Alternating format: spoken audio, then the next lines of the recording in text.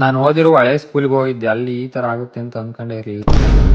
Guys, ನಿಮ್ಮೆಲ್ಲರಿಗೂ ನೀವು ಚಿಕ್ಕ ಹುಡುಗರಲ್ಲಿ ಇದ್ದಾಗ ಈ ತರ ಅಂತ ಅನ್ಸಿರುತ್ತೆ. ಏನಪ್ಪಾ ಅಂದ್ರೆ ನಾವ್ ಎಷ್ಟೊತ್ತಿಗೆ ದೊಡ್ಡವರಾಗ್ತೀವೋ ಅಂತ ಅನ್ಸಿರುತ್ತೆ. ಬಟ್ ಆದ್ರೆ ದೊಡ್ಡವರಾದ್ಮೇಲೆ ಗೊತ್ತಾಗುತ್ತೆ ಗೈಸ್, ನಾವ್ ಯಾಕಾದ್ರೂ ಇಷ್ಟು ಬೇಗ ಇಷ್ಟು ದೊಡ್ಡರಾದ್ವು ಅಂತ ಅನಿಸ್ಬಿಡುತ್ತೆ ಗೈಸ್. ನಿಜವಾಗ್ಲು student life is golden life ಅಂತ ನಿಜವಾಗ್ಲು ಗೈಸ್ ಸಖತ್ ಬೇಜಾರಾಯ್ತು ಅಂದ್ಕೊಳ್ರಿ. ನಾನು ಓದಿರೋ ಸ್ಕೂಲಿಗೆ ಹೋದಾಗ ಅಲ್ಲಿ ಲೈಫ್ ಎಂಜಾಯ್ ಮಾಡಿರ್ತೀವಲ್ಲ, ಅದನ್ನ ಎಷ್ಟೇ ಕೋಟಿ ಎಷ್ಟೇ ಲಕ್ಷ ಕೊಟ್ರುವ ಅದನ್ನ ಮತ್ತೆ ಹಿಂದಿರುಗಿಸಿ ಕೊಡಕ್ ಆಗಲ್ಲ ಗೈಸ್. ನಾನು ನನ್ಕಿನ್ನ ಚಿಕ್ಕ ಹುಡುಗಳಿಗೆ ಏನ್ ಹೇಳಕ್ ಇಷ್ಟಪಡ್ತೀನಿ ಅಂದ್ರೆ, ದಯವಿಟ್ಟು ನಿಮ್ ಲೈಫ್ ನ ಆದಷ್ಟು ಎಂಜಾಯ್ ಮಾಡ್ರಿ.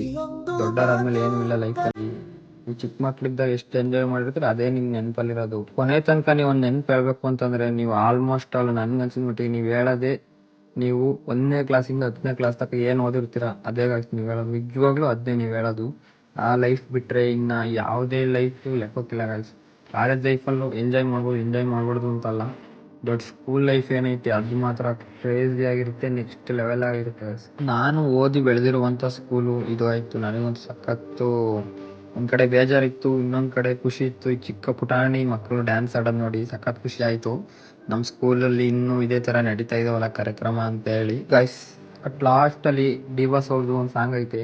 ಆ ಕಥೆಗಳೆಲ್ಲ ಕಣ್ಣ ತುಂಬಿ ನೀರಾಗಿವೆ, ಇದು ಮರೆಯದ ಹಾಡು, ಮೌನಗಳೇ ಸಾಕ್ಷಿಗಳು, ಇದು ಮುಗಿಯದ ನೆನಪು, ವಿರಹಗಳೇ ಗುರುತುಗಳು.